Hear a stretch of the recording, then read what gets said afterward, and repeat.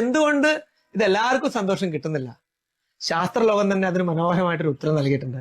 അത് നമുക്കൊന്ന് നോക്കാം. നമ്മളെല്ലാവരും ആഗ്രഹിക്കുന്ന സന്തോഷമാണ്, ഇതാണ്. പക്ഷേ ഇതിനൊരു ഡ്യൂപ്ലിക്കേറ്റ് ആശാനുണ്ട്, അദ്ദേഹത്തിന്റെ പേരാണ് സുഖം.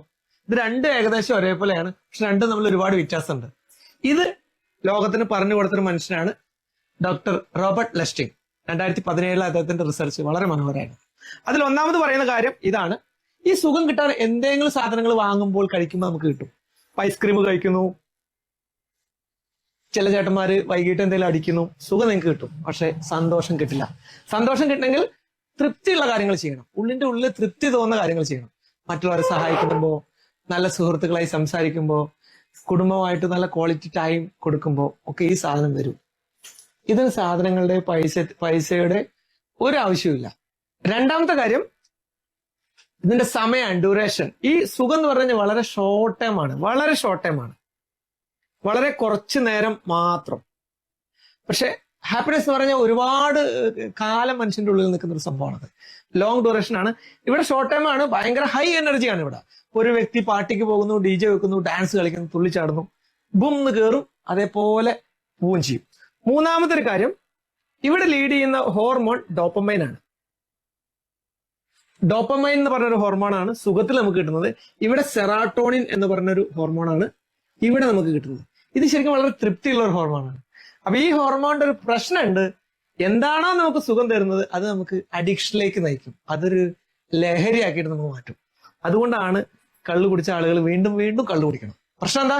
എത്ര കള്ളു കുടിച്ചു കഴിഞ്ഞാലും ആ വ്യക്തിക്ക് വിചാരിച്ച ഒരു സന്തോഷം ഒരിക്കലും കിട്ടാനും പോകുന്നില്ല.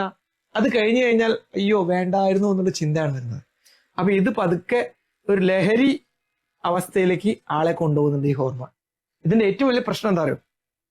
ഈ ഇങ്ങനെയുള്ള ആളുകളുടെ മനസ്സ് വളരെ ദുർബലമാകും, വളരെ വീക്കായിട്ട് മാറുകയാണ്. ഒരു മദ്യപാനി എത്ര മദ്യപിച്ചാലും അവർ വിചാരിക്കുന്ന ഒരു സന്തോഷം അവർക്ക് കിട്ടാൻ പോകുന്നില്ല. അപ്പൊ ഒട്ടും തൃപ്തിയില്ലാത്തൊരു ജീവിതമായിരിക്കും ഇവര്. ഇവിടെയുള്ളവരോ അവർ ഭയങ്കര ഹാപ്പിയാണ്, എനർജറ്റിക് ആണ്, ഭയങ്കര സ്ട്രോങ് വിൽ പവർ ആയിരിക്കും ഈ കൂട്ടർക്ക്. ഇനി ഏറ്റവും വേദനിക്കുന്ന ഒരു കാര്യം എന്ന് പറഞ്ഞു കഴിഞ്ഞാൽ ഏറ്റവും കൂടുതൽ ആത്മഹത്യകൾ വരുന്നത് ഈ വിഭാഗം ആളുകളിൽ നിന്നായിരിക്കും.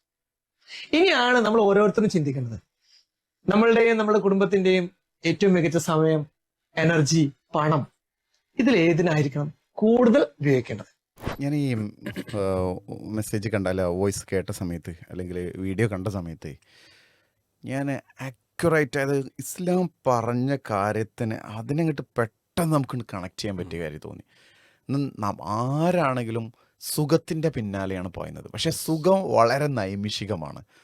ആ സുഖമാവട്ടെ, അതുകൊണ്ട് തന്നെ അത്തരം സുഖങ്ങളെയൊക്കെ ഇസ്ലാം വിലക്കി. മദ്യപാനം, വ്യഭിചാരം, ഇതൊക്കെ താൽക്കാലിക സുഖങ്ങളാണ്. ഈ സുഖങ്ങൾ ഡോപ്പാമീൻ കൂട്ടുന്നുണ്ട്, അതൊരു തരം ലഹരിയാണ്. ആ ലഹരി മനുഷ്യനെ തകർക്കുകയും ചെയ്യുന്നു. എന്നാൽ തൊട്ടപ്പുറത്ത് അയാൾ പറയുന്ന 2 പാർട്ടുണ്ട്, ഒന്ന് സുഖവും ഒന്ന് സന്തോഷമാണ്. നമുക്ക് അത് വീഡിയോയിൽ കാണുമ്പോൾ മനസ്സിലാവുള്ളൂ. അപ്പം ആ സന്തോഷത്തിൻ്റെ ഭാഗത്തുള്ള ആളുകൾക്ക് എപ്പോഴും ഹാപ്പിനെസ്സാണ്. ഹാപ്പിനെസ് ജീവിതം എൻ്റെ വരെ കൊണ്ടുപോകാൻ പറ്റും. ആ ഹാപ്പിനെസ് എന്താണ്? സെറോട്ടോണിൻ ഉൽപ്പാദിപ്പിക്കുന്നതാണ്. ആ ഹാപ്പിനെസ്സിന് വേണ്ടിയിട്ടുള്ള കാര്യങ്ങളാണ് ഇസ്ലാം പറയുന്ന ഓരോ കാര്യങ്ങളും.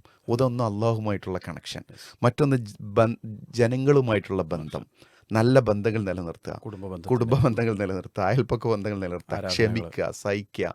അപ്പോൾ ആ സഹനവും ക്ഷമക്കും കൊണ്ട് മനുഷ്യന് ഹാപ്പിനെസ് നിലനിർത്താൻ പറ്റും.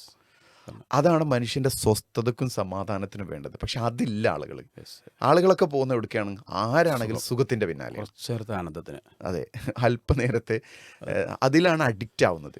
ലഹരി അതിന് അഡിക്റ്റ് ആവുകയാണ്. കുറച്ച് നേരത്തെ പറഞ്ഞ ഒരു പ്രധാനപ്പെട്ട ഒരു കാര്യമുണ്ട്. അപ്പോഴൊരു സുഖം കിട്ടും, പക്ഷേ സുഖം മതിയായില്ല. സുഖം മതിയാകുന്നെങ്കിൽ അവിടെ നിർത്തുമല്ലോ. അതുകൊണ്ടാണ് വീണ്ടും വീണ്ടും എന്ത് ചെയ്യണത്? മദ്യപാനത്തിലേക്ക് അല്ലെങ്കിൽ ലഹരിയിലേക്ക് പോകുന്നത് എന്നുള്ളത് സത്യമാണത്. അപ്പം ശരിക്കും ഒരു പൂർണ്ണ ആസ്വാദനം ലഭിക്കുക എന്നുള്ളത്, അല്ലെങ്കിൽ ആ ഒരു ആനന്ദം, സന്തോഷം കിട്ടുക എന്നുള്ളത്, നേരത്തെ ഞങ്ങളാ സൂചിപ്പിച്ച ഒരു കണക്ഷൻ, ഒരു ആത്മീയമായിട്ടുള്ള മതപരമായിട്ടുള്ള ഒരായത്തില്ലേ, ഇസ്ലാം യജഅൽ ലഹു എന്ന് പറഞ്ഞിട്ട് ബാക്കി എനിക്ക് ഓർമ്മയില്ല. അതായത് അവന് പിന്നെ അവിടെയാണ് ആ സുഖം വരുന്നത്. മനസ്സ് വളരെ വിശാലമാവുന്നു. എന്നാൽ പിന്നെ ഒരാൾ പിഴച്ചു വയ്യക്കൻ ഹറജാണ്, ഇടുങ്ങിയ മനസ്സിലേക്ക് പോകുന്നു. ആ ഇടുങ്ങിയ മനസ്സിൽ നിന്നാണ് പിന്നെ ഈ സുഖം തേടി പോകുന്നത്. പക്ഷെ അവനൊരിക്കലും സ്വസ്ഥത വരുന്നില്ല. തീർച്ചയായിട്ടും.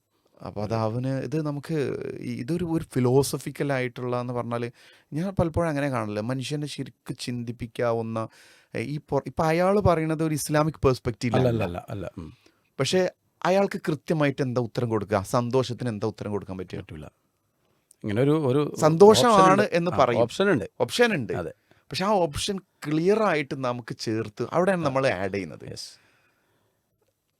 അവിടെ ഇന്നത് ചെയ്താൽ അത് കിട്ടുമെന്ന് പറയാനുള്ള ഒരു മാർഗം പിന്നീട് എത്തിച്ചേരുന്നത് തീർച്ചയായിട്ടും ഈ മതപരമായിട്ടുള്ള ഒരു പെർസ്പെക്റ്റീവിൽ വരും. അത് ഹാപ്പിനെസ് കൊടുക്കുന്ന കാര്യങ്ങൾ എന്തൊക്കെയാണെന്ന് അയാൾ ഇങ്ങനെ പറയുന്നുണ്ട്. പക്ഷെ അയാളുടെ മുമ്പിൽ ഒരു ചോദ്യം വന്നേക്കാം, ഞാൻ എന്തിനങ്ങനെ ചെയ്യണം, അതെ തീർച്ചയായിട്ടും എന്തിനങ്ങനെ ചെയ്യണം ചോദിച്ചു കഴിഞ്ഞാൽ അങ്ങനെ ചെയ്യണതിൻ്റെ നമുക്കൊരു എയിമുണ്ട്, ലക്ഷ്യമുണ്ട്. ആ ലക്ഷ്യം അൾട്ടിമേറ്റ് ആയിട്ടുള്ളൊരു ലക്ഷ്യമാണല്ലോ. അപ്പോൾ തീർച്ചയായിട്ടും മനുഷ്യൻ്റെ ജീവിതത്തിൽ ഈ രണ്ട് വഴികളിൽ ഏത് തിരഞ്ഞെടുക്കുന്നു അവിടെയാണ് നമ്മൾ സക്സസ് ഉള്ളത്. സന്തോഷത്തിൻ്റെയും സുഖത്തിൻ്റെ പിന്നാലെ പോകുന്നത് നമ്മൾ താൽക്കാലികമായിട്ട് അവസാനിപ്പിച്ച് കഴിഞ്ഞ് സന്തോഷം തരുന്നതിൻ്റെ കാര്യത്തിൻ്റെ പിന്നാലെ പോവുക എന്നുള്ളതാണ്.